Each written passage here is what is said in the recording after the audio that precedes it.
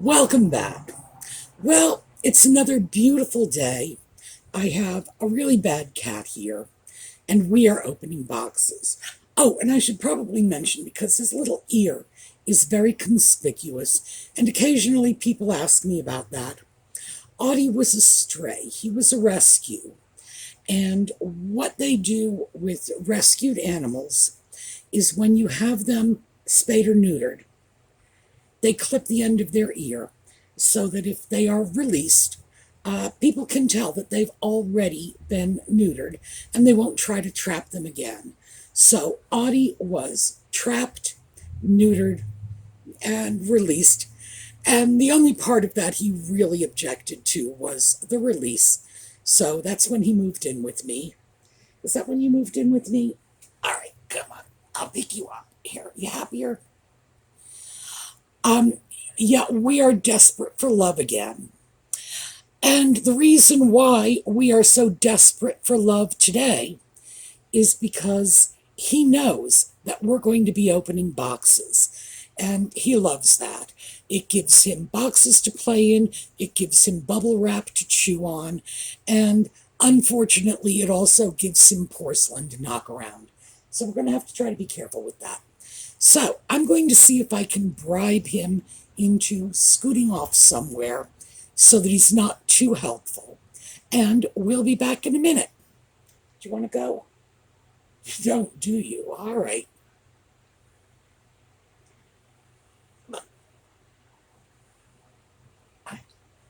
All right.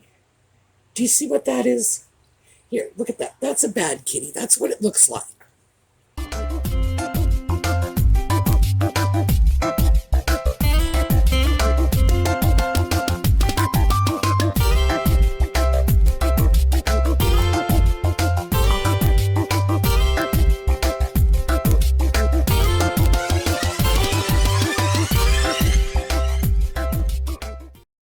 Well, I got him out of my lap, but he hasn't gone too far. He's right here, just out of range of the camera, staring at the bubble wrap. So, once again, Colleen has sent me goodies. As I mentioned last time, she is cleaning out a family storage unit, and of course, all kinds of goodies, much of which is making its way my way. And this is great. So much better than shopping. All the goodies, none of the expense. So let's get started. And we have 4 boxes. I don't know how many we're going to be able to get through. So the last time I did this, by the way, I'm working while I'm talking. The last time I did this, as I explained, I was doing it in the bedroom in the hopes that I would be able to sort of buy Audie's cooperation, or at the very least, keep him from doing too much damage to himself or the porcelain if he started knocking it around. It wasn't extremely successful. He did get up on the bed, start playing with the porcelain.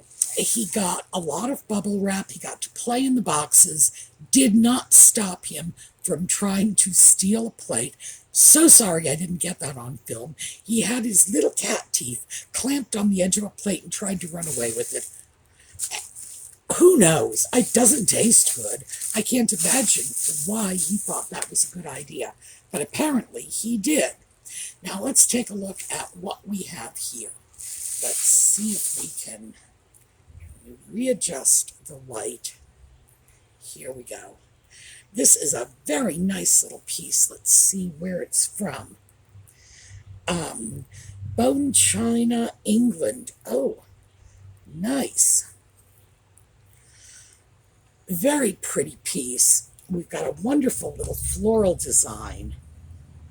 And this is a dessert bowl. Usually, these are either called dessert bowls or fruit bowls. Very small, as you can see. We're looking at, I would say, maybe 4 or 5 inches across. Nice, small size. And here we have a friend for it. And you know what? It looks like we've got several friends here. Here's another. And we have two matching bread and butter plates. Now, the great thing about a set like this is the perfect size and shape to make small tidbit trays with. So that's very good. Audie has vacated the chair next to me, so I can put the dishes here for the moment. We'll see how long that lasts. Now, what do we have? Oh, we have something big and round. Oh. Yep, a beautiful Japan lusterware teapot. It's got a great little bird design. I'm going to have to check and see if there is a lid for this. If there isn't, I'm not too worried, because I probably have a lid in one of my various boxes and or piles, because blue lusterware, blue Japan lusterware, is very common. It's the most common color in Japan lusterware. And although I don't have anything to match this particular design, I would not be a bit surprised if I didn't have a plain blue lid. So I will have to check on that. But let's see if we have anything lurking around in the bottom of our box first. Ooh, more small plates. Oh, these are pretty. Saucers. Now, let's see where these are from. This is very heavy. Oh, England. Johnson Brothers. These are attractive, modern, post-1970. So I'm going to say somewhere in the last 50 years or so. Very interesting, nice design. And we'll see what we can do with those saucers. And this.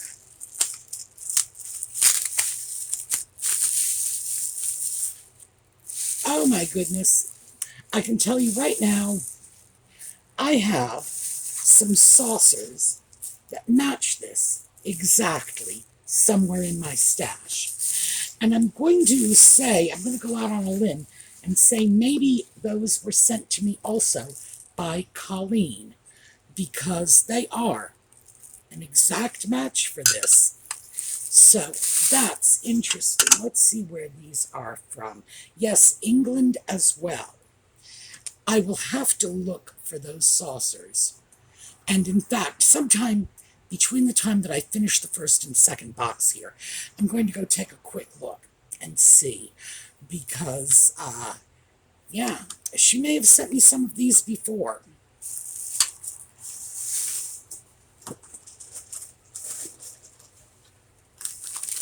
Big stuff now.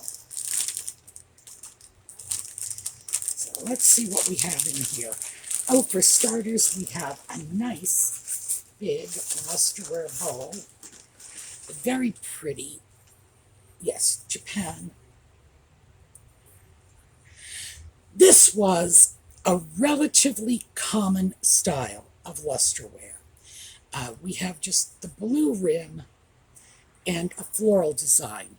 Pieces like this were available at Five and Dimes, places like Woolworths, W.T. Grant, whatever your local Five and Dime was. Ben Franklin, that was the Five and Dime chain that went through Rhode Island when I was younger. You would just go in, you could get a bowl like this, no kidding, for like 10 cents. Lovely work. I mean, it's lusterware. It's very, very pretty. And you would just mix and match your sets. You would grab a nice large bowl like this, and this is, well, it's actually kind of big for a soup bowl. It might be a small vegetable bowl. You would grab something like this, you'd pay a dime for it, you'd grab a cup and saucer, again, pay a dime for it, and you just make up your china set that way.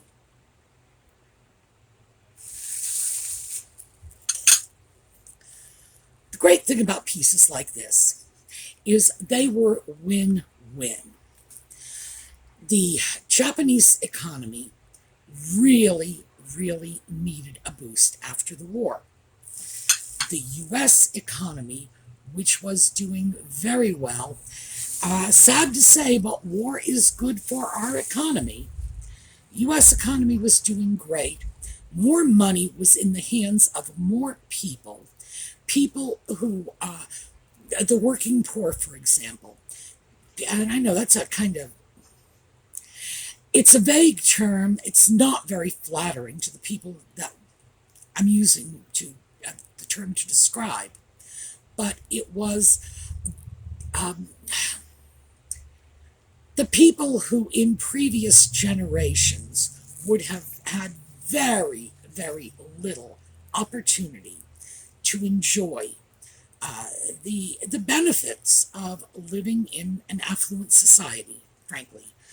And because these items were coming through at such low prices, they were 5 and dimes, buy a plate for a dime, a nickel, whatever, anybody could have nice things. Now, are we talking, Saks Fifth Avenue China? No, we're not. Still, we're talking about nice, pretty, attractive items, and I like them. I would not be embarrassed to have this on my table. Now, I know part of that is because it's vintage and but point is, it's still a nice piece. It was win-win. The Japanese economy benefited, and people in our society who formerly would not have had access to this kind of consumer goods simply because they would have been priced out of that market. Suddenly, they have access. So, I love Japanese porcelain. I love everything about it, and including, or perhaps especially, the fact that it was an industry that benefited so many people who never got a slice of the pie until then. So, I don't know. I guess it's something we can feel good about. So, here, let's take a look at this. Is this, yes, no. All right, I'm not going to be able to read this mark. This may be Japan, but I'm betting it's England. It has that general look. So, nice piece. Good size, shallow bowl. Very pretty. And, let's take a peek at this. Oh, yeah. Nippon. Very pretty little Nippon handled dish. A piece like this, see that? A piece like this is an antique. We're talking about something that's 100 years old. Just a sweet little piece. When this was new, this would not have been one of your super elegant top-of-the-line pieces or anything like that. It would have been just a nice little candy dish for a family of moderate means, let's say. Still, when we look at this, especially given the condition of this piece, it's very good. And, okay, when you're noting condition on pieces like this, the first giveaway is this gold on the rim, especially here on the handles. That is the first place that the gilding gets rubbed off, and rubbed gilding is the first sign of wear on a piece like this. So when you see a piece and it's got good gilding there, you know it's in very good shape. And considering the fact that it's 100 years old, I would say this is exceptionally good condition. And oh my. Audie, you left too soon. This is 1988. This is Limoges, Sleeping Cat. Vintage, not antique. And Audie vacated too soon. He missed the cat plate because, unfortunately, he's doing his own impersonation of a sleeping cat right now. Very pretty little piece. This is simply one of those collector plates. Franklin Mint or whatever would have put out a plate like this. In this case, let me see. Spring play in a Tang garden. There we go. Nice little piece for resale. If you can get pieces like this inexpensively enough, in other words, under $5, you will absolutely find a market for them. My Potterheads are going to know Dolores Umbridge is waiting for this plate. The fact is, there are cat lovers, there are collectors of cat items. This is an adorable cat. There is going to be somebody out there who is going to look at that and say, oh, that looks just like my Mr. Whiskers, or, my cat, Mrs. Puddles, or whatever. I must have that. The thing about animal images on porcelain is, especially with cats, it sells. People do love it. So, let me run off and see if I can find you a matching piece for this, and we will start on box number 2 when I come back. I'm back. Unfortunately, I am back empty-handed. I did not find the saucer I was looking for, mostly because a cat was helping me, and despite the fact that he believes he is a great little helper, no, believe me, he's not. He makes things much more difficult than they would be without his assistance. So, I am going to go ahead without him, without his help, without the missing saucer, and if I do turn it up, I'll be sure to let you know. So let's move on to box number 2. Let's see what this is. Ooh, pretty. Unmarked Famille Rose vase. This is not old. This is a little bud vase. Again, no mark. I can tell from looking at it that it's not an old piece. It's a relatively new piece, but it's nice. I like the lines. I'm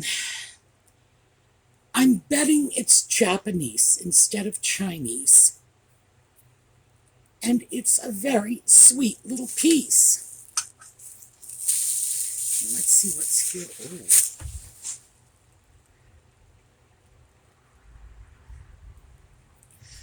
Interesting. This is a little salt shaker or pepper shaker. We have one little hole here, and we have a stopper. This stopper, this is a plastic stopper. There we go, taking it out.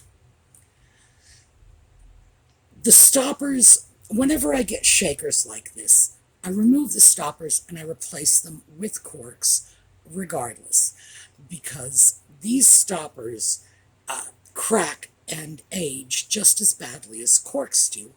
And I just happen to keep a nice stash of corks for pieces like this. Very pretty, a chrysanthemum design. It's a darling little piece. Well, there's only one, but you could always find a home for a lone shaker. So let's see. Okay, let's see what else we have here. Modern piece. Famille Rose. Made in China, and we can tell from this mark that it is modern. And it is a lidded cup. And there's a little tiny steam hole.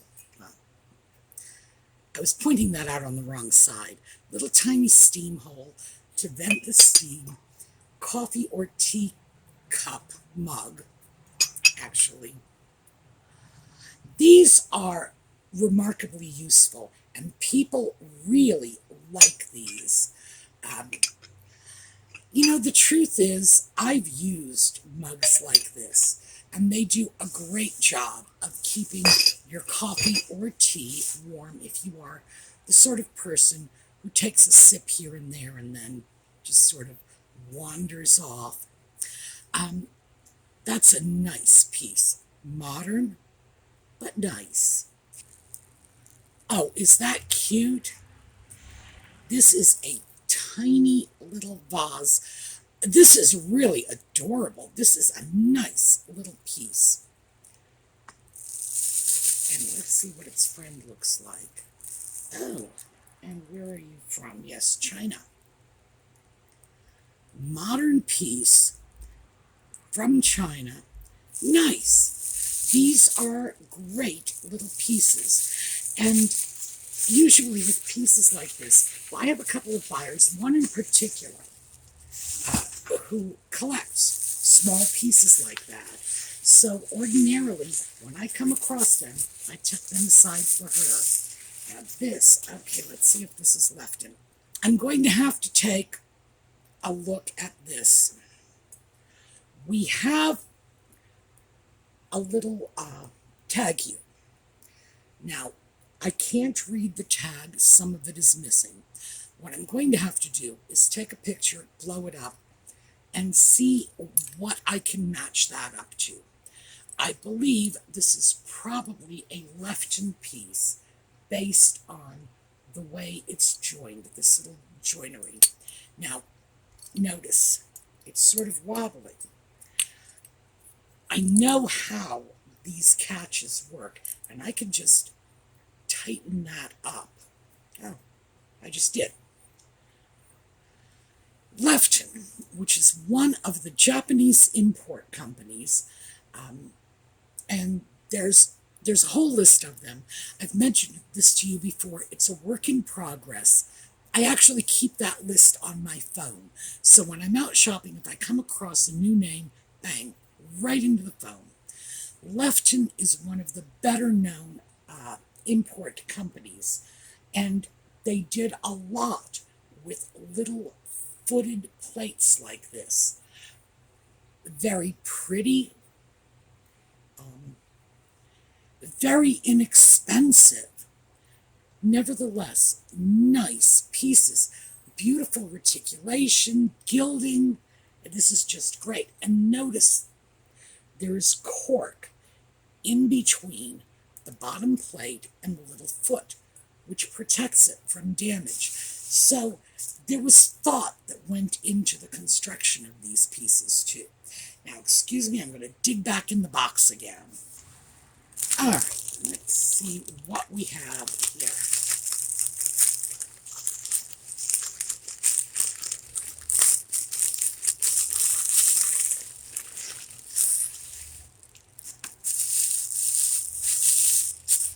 Oh.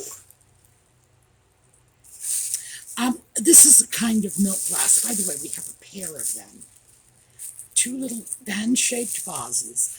These are called fan vases. It's a special kind of milk glass known as hobnail glass. This does not appear to be very old. Milk glass is collectible. There are people who specialize in collecting certain kinds of milk glass, or milk glass from certain parts of the country.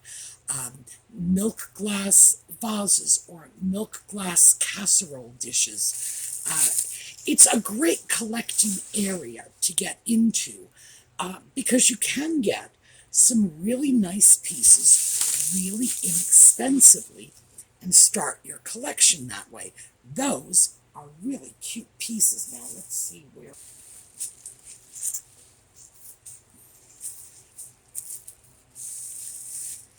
Germany.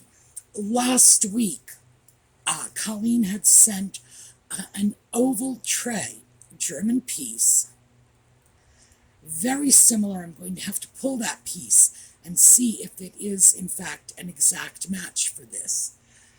It looks it. Wonderful coloring on this. Wonderful. And, of course, the reticulation is terrific. And if those plates are a pair, then I'm seeing a German Tidbit tray. And this, oh my, this is very pretty. Unmarked. Beautiful. Large reticulated plate. I like this very much. This is a sweet plate, and this is absolutely Tidbit tray material. So that was the first two of the 4 boxes that Colleen most recently sent. Nice little haul.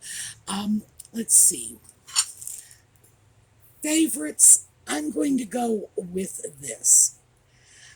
Partially because it reminds me of the other German piece from last week. But I have to say, on its own, independent of any other consideration, this is a very, very sweet piece. So let's see if I can hold it so that you can get a very good look at it. And, all right.